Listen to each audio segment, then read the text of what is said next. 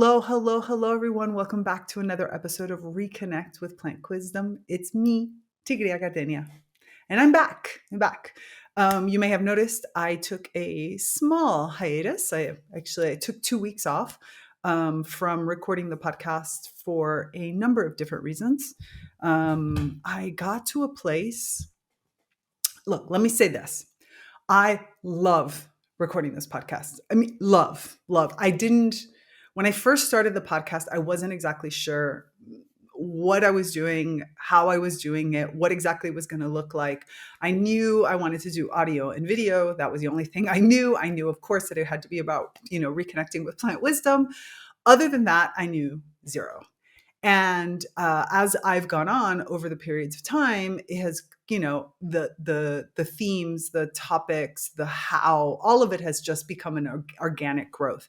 Even this part of it right now, how much do I do a podcast episode that is, not scripted, but is somewhat, laid out and has a specific topic and the way that I go through it versus how much of it is a conversation that you and I can have, especially because having the naturally conscious community, my online community where you can come in and we can have, discussions via posts where we have so many different events happening every single week, from discussions on the Plant Wisdom Book Club, which, by the way, the book we're currently reading, Ways of Being, oh my goodness, what an amazing book. We had such a fantastic second discussion about it. But anyways, that's over there. And, all these other opportunities for us to talk, I wasn't really sure how I was going to structure the podcast. And little by little, the topics have started to flow, which is, remember that word, because it's very appropriate to today's topic, and how it's going to move. But at the same time, it is a conversation. It's my opportunity to have a conversation with you, for me to share what is happening. And I try very hard to be completely transparent of, my own state of being in recording this podcast, because I feel like it's an important aspect of not just my journey but the journey that we're having together. So 2 weeks ago, I got to a place where I was like, I just can't do it right now. There was so much happening in the world simultaneously, all of these different pieces, ecological turmoil, hurricanes happening and floods and such, all in places that I have a connection to energetically and through my microlines and through my past lives and all these different aspects, Spain and Florida and the United States and Italy itself, where I currently live. And then at the same time, I am Cuban by birthright and American by, citizenship and growing up and everything. And so therefore the elections in the United States took a toll on me. They took a toll on me even before the elections and the run up to the elections. And I'll be very honest, the day of the results, I mean, I'm 6 hours ahead of the closest time zone in the United States. And so I was in it. I was in it from beginning to end. It's still something I'm processing. I had to go back in myself to go listen to some of the old podcasts to understand some of the turmoil happening in the United States. And I'm having to really process how it is that I want to deal with those results. How is it that I want to work through and be a part? What is my role as a US citizen, as well as a European citizen, as well as somebody who is, does things like this and, sit down and spend a lot of time with the plants. Let me just say that I have spent over the last 2 weeks, in addition to everything that I do here in Damanhur, and I have spent a lot of time sitting with plants and just sitting. I can't, just sitting and allowing everything to process. I've also, you'll see kind of, if you're watching on the video, you might see behind me, there's some materials on the ground, and I've been processing through and understanding and working on a new project connected to personality. So there's just a lot going on. And that being said, now this morning I woke up and I just was like, I'm ready. I'm ready. I want to sit down here and I want to have this conversation with you, and I want to walk you through different aspects, and I want to continue our conversation on discipline and flow and multipotentialites and how plants help us with all this and everything. So we're back. I took 2 weeks. I am back. I can't even tell you that I'm not going to take another 2 weeks at some point, but I am so excited to get this particular episode out with you. In the last episode, I introduced you the concept of a deep pattern, or in Damanhurian terms, it would be one of your soul archetypes or elements, right? Understanding your deep pattern really, boy, I did that transition fast. I'm going to take a breath. Hold on. Let me drink some water and take a breath.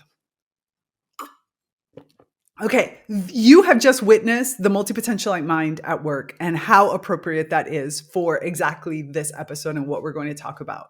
Where I could be going along on one topic, even one topic that completely engulfs me and touches me and all these different aspects, and then all of a sudden switch. And the reason for this is the concept of your deep pattern or your soul archetype. All of what I'm talking about is so aligned to my soul archetype, to my element, to my deep pattern that I can easily switch from one to the other and feel completely in flow. So no longer do any of these things have to be independent, thought processes or talents or passions or whatever it is that they're working on. There's this connecting thread that runs through me that brings them all together. And that's what allows me to really jump from one thing to another. And once you have that, what you realize is that you no longer need discipline to carry out anything. Your projects instead, and the things that you want to accomplish in life, flow together in a different way. So with that, let's get into episode 82, which is letting go of discipline and embracing flow. Welcome to ReConnect with Plant Wisdom. I'm your host, Tigria Gardenia, nature-inspired mentor, certified life coach, and the founder of the Naturally Conscious community. For over a decade, I've been known as a world ambassador for plant advocacy, working closely with plants to share their practical wisdom to help you consciously embody the elements of life that nourish your evolution. In this podcast, I delve into ancient and modern knowledge from biology to spirituality about the wondrous ways of plants.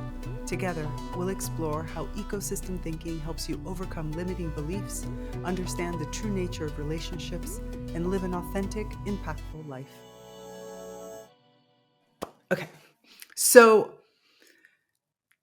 let's talk about flow for a second, because I think once we get into the conversation of discipline, it'll sort of head in a different direction. So I want to talk about flow, because flow is this beautiful rhythm that nature has. It's this rhythm that runs within us. It's about aligning with natural cycles, with cultural cycles, with physiological cycles, which obviously are natural cycles, unless you're really conditioned and you've been moved into something else. But aligning with those cycles and letting your energy move freely and effortlessly because you trust yourself, because you know yourself, because you know ultimately deep down that even though something might logically at a surface level feel like a distraction or feel like something that pulls you away, you know that there is going to be something that's going to snap you back in. I'll take the example of what I was talking about earlier, which was the fact that I really got caught up into the US elections, so much so that I had one particular platform that I was looking at every single day,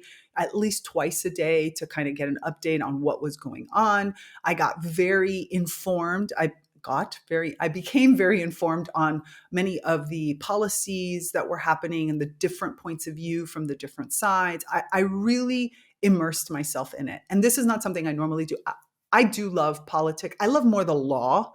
I like very much the idea. I originally wanted to be a lawyer. I really enjoy like the law and appellate courts and stuff like that. And so the policies from the political side is really more an understanding of how does they apply the laws of the land from the perspective of the people. So I allowed myself to really get into it. It took up a lot more time than I have ever given to that kind of topic, but I felt like it was necessary. And I knew that there would be a moment where that time that I was spending in what seemed like doom scrolling sometimes as I was reading through things, I knew it was necessary. Deep down, I allowed myself and I gave myself permission to do that because I knew that there would be a moment that I would snap out of it. And that's exactly what happened. A few days after the election happened, at that point, I no longer needed to visit that particular social media channel that I was visiting to help me better understand what was going on. But the lessons learned, which for me personally was a really deeper understanding of how I want to show myself in the world. Who do I want to be? And aspects of myself that, if you took Befriend Your Living Beliefs, if you participated in that interactive webinar that I just did not that long ago, you will hear about one of my kind of quote unquote negative traits that became a limiting belief that really blocked me for a long time.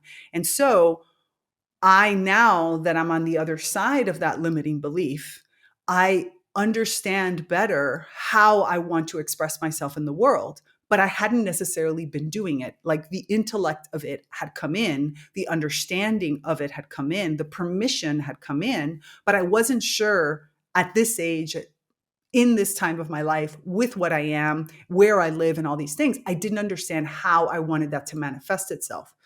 But in following these US elections, it has become much more clear to me exactly how I want to express myself on certain types of topics, and controversial topics, especially, not just in the political arena, but in life in general. In other words, certain types of conversations that I had been staying out of because my negativity, which is connected to a limiting belief of a few other things, was protecting me, and therefore was sort of holding me back from expressing, because I didn't have a mastery of my voice in that direction. I didn't know how to express myself in a way that just wasn't judgmental and in a negative way or triggering, but that instead could foster really positive conversation.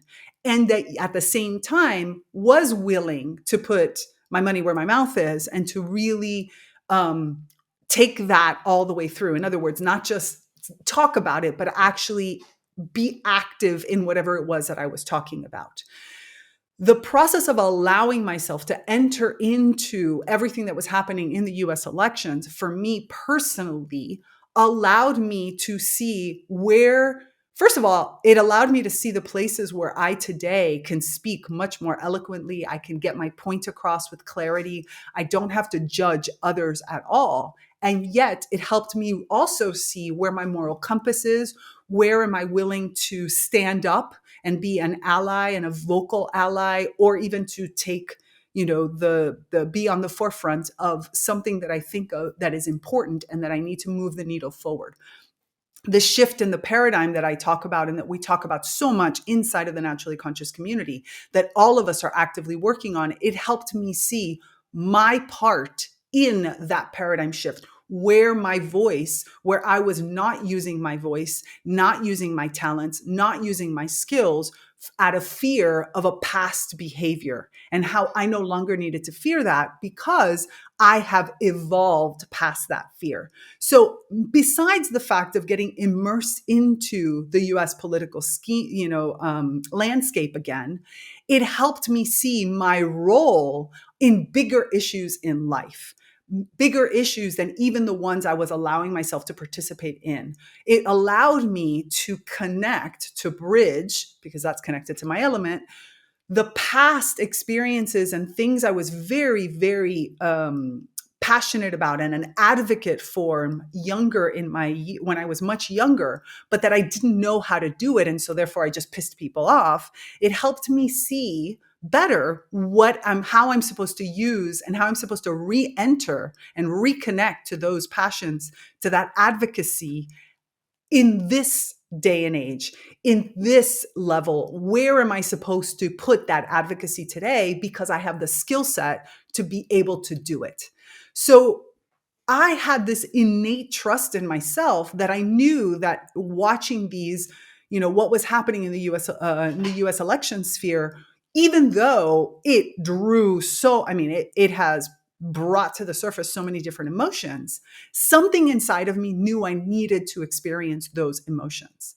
And so that's really the flow. The flow is when you don't actually exactly know why you're doing something. Sometimes it might even seem like something that's counterintuitive. Like I said, I did doom scroll a lot. I did. I got sad. I got angry. I, stomped to my feet and cried because there was so much going on. But it was interesting to me, the parallel between that and what was happening ecologically around the world and the work that I do with plants, and how it helped me see so many pieces of my advocacy work, of my work with people, my work helping people integrate their feelings, their passions, the work that they feel called to do. My job and my soul element, my soul archetype, it helped bring clarity to that in it, because while I was doom scrolling, I was trusting in a process. I was knowing that I was going to get out of it. I was knowing that there was something I had to go through, and I did not censor myself. I didn't try to focus on other things. I allowed myself to go through it. Did some of my current work suffer? Yes, absolutely. Did I isolate myself at times? Sure. But even that, even just like the podcast, which I put on hold for 2 weeks, I knew that it was going to go somewhere. So that is really the essence that of the flow that I want to talk about today. Because when you're in that state of flow, things do feel seamless. They feel like they're going towards somewhere. You feel like even if it's something that all around you, you might be hearing, oh, that's not a good thing, you somehow understand that it's taking you somewhere. It's an intuitive, in some ways harmonious way of engaging with your passions, even if the passion itself that you're engaging with, in my case, the emotions around the ecological turmoil and changes that are happening in the world and this political turmoil, weren't necessarily always so beautiful of like feelings. But there was a harmony of engaging with those because I knew that it was going to create something. It's really very similar. It's akin to how plants thrive in a natural environment, how plants might have moments of competition or moments of parasitism or moments of other things. But when you step back and you look at it at the ecosystem level, there's a natural flow that's happening through that. And there's cycles of life and death that are happening in there. And when you know that that's happening, it's much easier to go into it. Where discipline, which is I think where many humans try to go, like I might have in another phase of my life tried to say, I'm going to stop the doom scrolling. I'm only going to like scroll like in the morning. I'm going to discipline myself and I'm going to do other things because this is a distraction or whatever. It's much more structured and forceful. It often involves strict schedules, some kind of punishment, reward, incentive model, or rigid rules and more controlled approach to productivity, which is pretty much impossible for a multipotentialite. I don't know why we keep trying to do this when we know it never works. But somehow we have been taught that the moment that I get a new idea for something, I'm supposed to put it into practice. If not, I'm not disciplined enough. Or, I'm supposed to really feel like I have to carry out every passion that I have at all times. There's just a lot of aspects where discipline has been very what's the word I want to look for? It's been something that has disempowered a person who is multi-passionate so much. And our society has this sort of linear way, kind of like the aspect of we think of time as linear, but once you walk into any esoteric school and go deeper into any kind of esoteric teaching, you learn that time is more of a fabric and therefore that it's not linear. It's just linear in our perceptions, and that with certain types of knowledge and understandings, you can actually start to feel the non-linearness of time. And so things that you had experienced with time, deja vu, and kind of feeling that, some things were happening asynchronously actually becomes true. And you start to be able to work with that rather than this linear concept. It's the same thing here. Discipline is a linear concept. It believes that there should be an A, B, C, D, E, and it has a very specific order, and that's the only order that works. Where when people ask me, for example, how am I so productive? If I was to show you my workday, you would totally imagine that I get nothing done, because I literally will stop mid-sentence. If I'm typing an email and I get an idea for something else, I might stop the sentence halfway through. I won't even finish the sentence. I'll go off and I'll do something else. And then I'll come back to the sentence and I'll pick up where I left off and I'll keep going. So I have all kinds of different structures around me. So it doesn't mean I don't have structures. I have tons of different structures to capture ideas and to be able to jump even in the middle of things from one thing to another. I might be working on something, then I'll get up and I'll cook something, then I'll start to draw, then I'll come back to what I was working on that was logical. Then I might I might be working on something for Dom and her, and then I'll halfway through, I haven't even finished that, I might jump over to something I'm working inside of the naturally conscious community. I allow each one of my passions to fuel the next one. And what allows me to do that is the fact that I have such a deep understanding of, again, my own deep pattern, what I'm here to do, and what success looks like for me, personal success. What does it look like that it allows me to be able to give myself that permission necessary? Because discipline itself, maybe it can achieve some results in the short term, but it feels really unnatural for us. And it's honestly exhausting. And especially when you thrive on variety and creativity. So really what you want to do is embrace that flow, that creativity, to nurture your passions and talents organically, creating a life that is easy, feels easy and graceful and authentic, and ultimately successful, because it's about finding your own rhythm and dancing to your own unique beat, right? It's really more about being able to be that constant wave. If you're looking at the ocean and you're following a wave, you might see where it crests, but because waves have no constraints, it's hard to understand exactly where the next wave comes from, right? They're kind of like always piecemeal.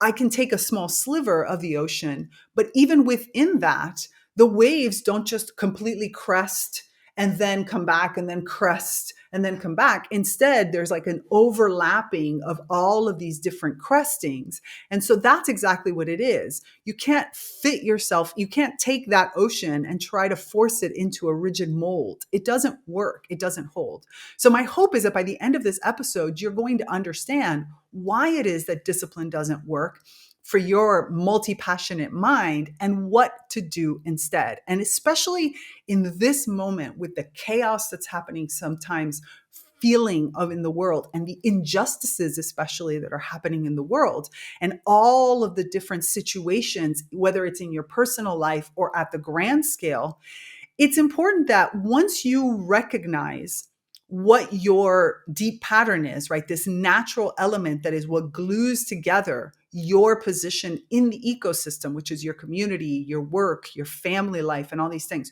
Once you understand what your sort of overarching connector is in that, what is the thing that is the pattern you bring into this, then all of a sudden you're going to feel that no matter where you are, and even whether it's something beautiful that's happening or something's terrible, it has a meaning. And when it has the meaning, you can understand how it fits into something bigger, how you fit into something bigger, how you become part of the universal puzzle of life, this great game of life that we're all playing. So this is why understanding flow is so fundamental to your personal sense of happiness and of fulfillment. Because in order to have that authentic, fulfilling, successful life, you need with a capital N to be in harmony with your true nature. You need to accept and understand how it is that your overall structure, physical body and subtle body together, right? Physical material as well as energetic, let's just say, all these different elements of you, you need to get into this deep understanding. Hence why on the floor behind me, you'll see this big pad of paper with all these pens as I'm working through personalities and how to best share with you what exactly personalities are, how exactly they work, and how do they fit in to your deep pattern. How is it that in an ecosystem, a plant can have multiple different talents and aspects, and how do they carry those out? How is it that you align and find your own, find and then align to your natural rhythms and cycles? making all these tasks that you have to do feel effortless and enjoyable, even in their darkest moments? How is it that you step out of different models instead of necessarily discipline? For example, the other day I was talking with one of my clients, and we were talking about her own current struggles in being a multi-passionate person and how she's opening up a lot of files and all these different aspects. And one of the things we talked about was, what are the different models that she could rely on in her personal way of connecting into what these different tasks are. We talked about her own elements and trying to narrow down what her element is, what her deep pattern is, and we got it down to about 2. What exactly then from there, how does she use that to maybe find different models that help her with the large amount of passions that she currently has, the many different things that she wants to accomplish in her life? So looking at it from the perspective of, okay, I have a whole series of tools in front of me, and I have many different directions that I can take. Which one of these directions right now are going to weave together the thread that is necessary for this particular color of my life, for this particular period of my life, knowing that I might weave in something else and actually weave out something else in the future. So how do we, by better understanding what your element is, by your deep pattern is, how does that make it easier for her to start weaving in and weaving out? Is it an easy process right now? Not necessarily. It has its moments of like clutter in your mind, clutter around you. But it also gives you breathing room and allows you to, when you recognize that you're in the clutter, stop and say, oh, okay, I'm in the clutter. Let me focus back in. Let me not focus, that's the wrong word. Let me sit with this clutter and allow the pattern to show me the next step forward. So this is a stage where you can tap into your creativity without really feeling forced or constrained, but more of giving a possibility for your natural expression to happen, even if it's counterintuitive from what you've been taught and from the way that you're supposed to do something. But before we continue this, I want to share with you one of our eco-conscious business partners. The first time I connected with a plant and actually received a response, I got chills. It's such an invigorating sensation when you make a breakthrough like that and realize just how connected we are and that we are nature.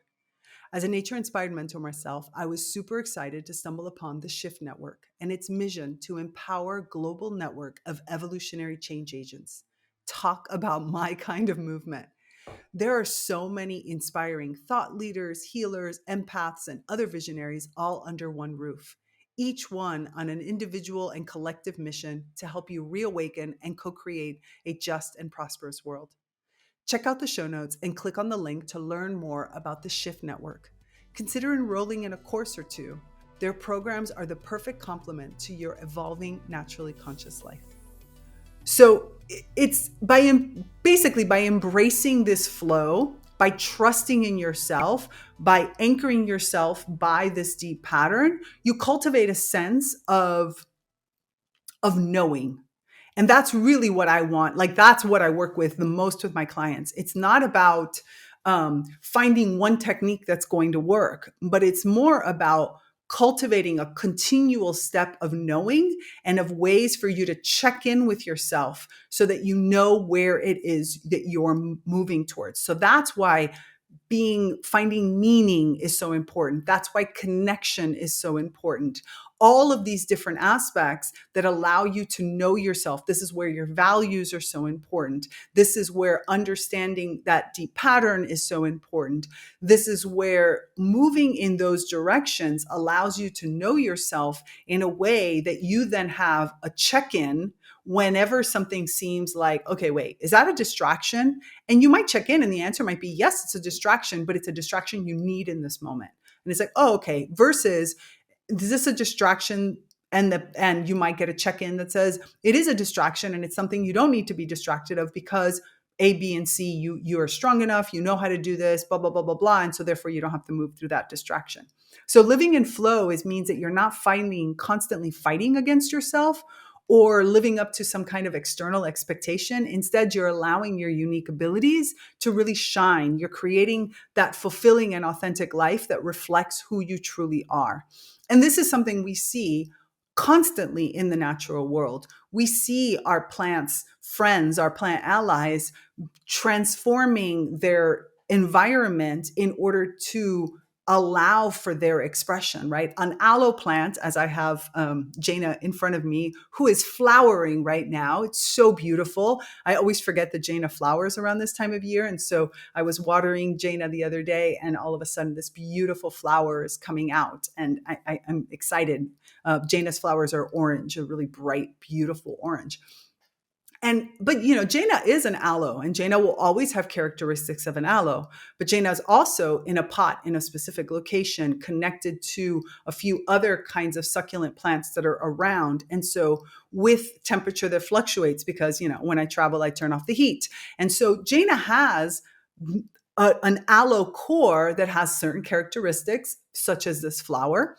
But Jaina also has periods of the year where Jaina doesn't flower, because even though an aloe in the wild might flower in that particular moment, in this particular moment, Jaina doesn't have the conditions in order to be able to flower, and that's okay. So then what does Jaina do? Jaina does other things. He does other aspects and grows in other ways. Where do I put in more leaves? Where instead do I stay small based on my pot? There's a lot of adaptation happening around. But Jaina's always going to be an aloe, and Jaina's always going to have certain characteristics that are aloe. So I can transform, but yet at the same time, I can have certain parts of myself, my deep patterns, that are always the same. We often see this in many different aspects of the natural world, such as, when to shed leaves to conserve energy, or when instead to grow and put on growth, even though the time period from a biological clock might be telling me that I'm supposed to do something different, but I am responding to the environment around me. When is it that there are environmental cues that the plants pick up on in order to know how to flower so that their pollinators can come and take advantage of them? What are that relationship back and forth that allows kin to make those types of decisions? When is there active availability for my evolution versus when instead is it better for me to conserve some energy? So there's many different kind of aspects, and that allow a plant to kind of keep their core essence while flowing with what's happening around them. And this is exactly what I want you to be able to do. This is what I work on so much with my clients, and what we talk about inside of the Naturally Conscious community.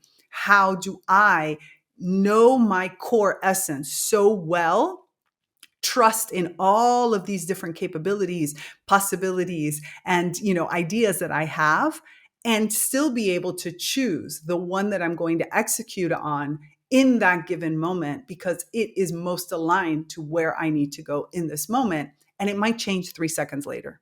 It might change 5 seconds later. It might change 5 months later. It might change 5 years later.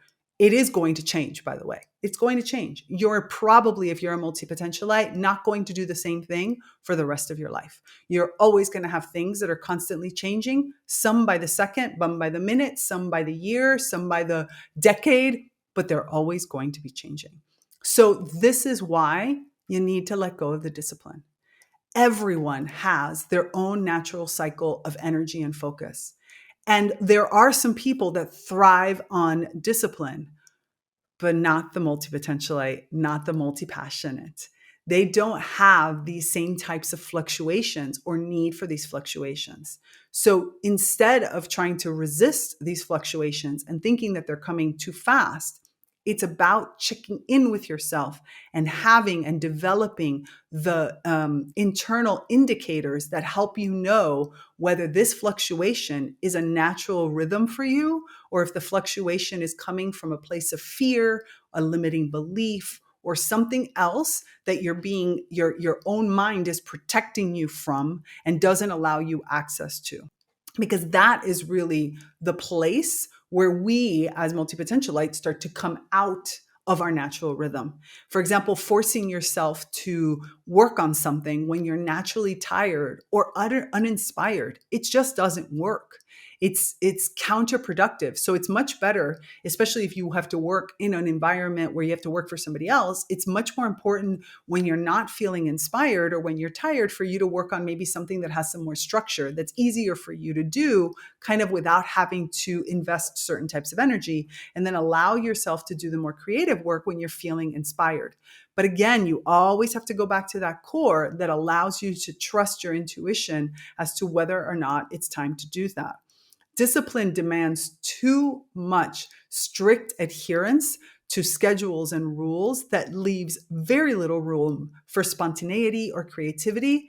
And this rigidity stifles the innovation and personal expression of a multipotentialite. It makes it impossible for us to be true to ourselves. So there are even some kinds of jobs that we might be able to take for a short term. We might even be able to take them if we know that there's a certain reward, but they won't be our forever type jobs because we're just not capable of holding them for a long period of time. So an external person might think you're jumping from job to job to job when you know that you're really just accomplishing something in each one of these jobs, and that what's the thread between them will become evident for you over time. But you don't need to stay in something long term if you've already received whatever it was that you needed to receive in order for your deep pattern to be able to continue moving forward your overall soul evolution. Hopefully that makes sense, because it's a hard one. It's a hard one to understand that external motivation only can work in short bursts for us. It could help if there's a group motivation, like a group project that has a deadline, but generally speaking, penalties or deadlines, even rewards, external, don't really work for us. We really rely much more on internal inspiration, the feeling of getting something done rather than the reward from, I don't know, I can go shopping now because I went and did this. It's just a slight different twist, but that's much more aligned to our perspectives. Because if not, we end up in burnout and a sense of obligation, and that kills the passion and eventually kills the creativity in what we're doing. So hopefully that makes a little bit more sense of trying to understand how it is to work with this. And especially in this period of great turmoil, this is in some ways where the multipotentialite actually thrives, even though we emotionally sometimes can take a hit for it because we feel so strongly what's happening, and we have other ways to solve or to express or to experience, and sometimes very, very alternative logic in understanding what's going on. But it makes it sometimes very hard to express it right away. We need that time to process it, to test it, to internally check your barometer before you can actually express it. So take space for yourself right now. Cultivate that sense of flow. Let the self-awareness happen. Give yourself a lot of self-compassion in this process, because the flow comes from there. It comes from a deep understanding of who you are, which is why, for example, with my clients, we always start new sessions. When I start with somebody new, it's very important to spend the first session entirely talking about who you are, what your values are, what are your passions, what is it that why is it that you want to do things? What gives you meaning? What gives you a sense? This becomes our true barometer. Our barometer is not, I want to, I don't know, make 10K a month, or I want to accomplish X, Y, and Z. That is not the way a multipotentialite sets goals. A multipotentialite sets goals much better on achieving certain values from living in a state of coherence, in a state of harmony with themselves, of certain types of feelings, of certain types of expressions. These are how it is. So we have to dig deep into your values. We have to dig deep into who you are. We have to start building that self-awareness and that self-trust. And that is the focus, because that is going to help me then feel a sense of accomplishment. That doesn't mean I can't get to 10,000, 10K months or whatever people call. That doesn't mean that I can't have external goals, but those external goals have to be wrapped around what fuels the multipotentialite, because if not, you will try to use a disciplined approach and it's not going to work. So I really hope that this kind of gave you a deeper understanding of what it is that we're trying to accomplish by stepping out of discipline and stepping into flow. I really want you to stop thinking about things as if I have to stop doing this or I have to, focus on that. That's not it. It's learning how to, mix all these pieces together. It's learning how to jump from one thing to the other with a sense of trust and with confidence. It is about giving yourself much more permission to be who you truly are and to embrace your true talents. This is the essence of why you want to embrace that flow, why you want to stop focusing on discipline, why it is that it works so much better and you will feel so much more satisfaction in life when you let go of discipline and you embrace flow. That is the direction that you want to take your life. So if you have any questions at all about this, or you want to talk to me about a program specifically tailored for you and the way that your mind works, then please reach out to me. I am always here. I love questions. I love answering questions, and I love getting into a dialogue.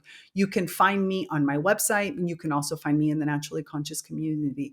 But I really would love to help you start to experiment with embodying flow in your daily life. What does it look like for you? How does it move? And more importantly, how can you discover your deep pattern? What is the pattern that your soul has been carrying out since it first came into this beautiful system that we have? And what is it that soul needs in order to accomplish the life purpose that you were incarnated for? I want to hear your experiences. I want to hear your questions. And I'm really excited to continue this journey with you. So with that, that's me. If you want to find out what your deep pattern may be, please book a discovery call with me. And I really hope that you enjoyed this episode. Remember to like, to comment, to subscribe, all those things that are good to do and that are fun to do. And I look forward to seeing you in the Naturally Conscious community. This is me, Tigrea Gardenia. I'm out. Thanks for tuning in to this episode of ReConnect with Plant Wisdom. To continue these conversations, join us in the Naturally Conscious community, your premier online ecosystem for plant reawakening and accelerated evolution and co-creation with other kin. Here, you'll find expansive discussions, interactive courses, live events, and supportive group programs like the Plant Wisdom Book Club and the Sprouts Writing and Creativity Group. Connect with like-minded individuals collaborating with plants to integrate these insights into life. Intro and outro music by Steve Shuley and Poinsettia from The Singing Life of Plants. That's it for me, Tigrea Gardenia, and my plant collaborators. Until next time, remember, resist the urge to hold back your emerging green brilliance. I'm out. Bye.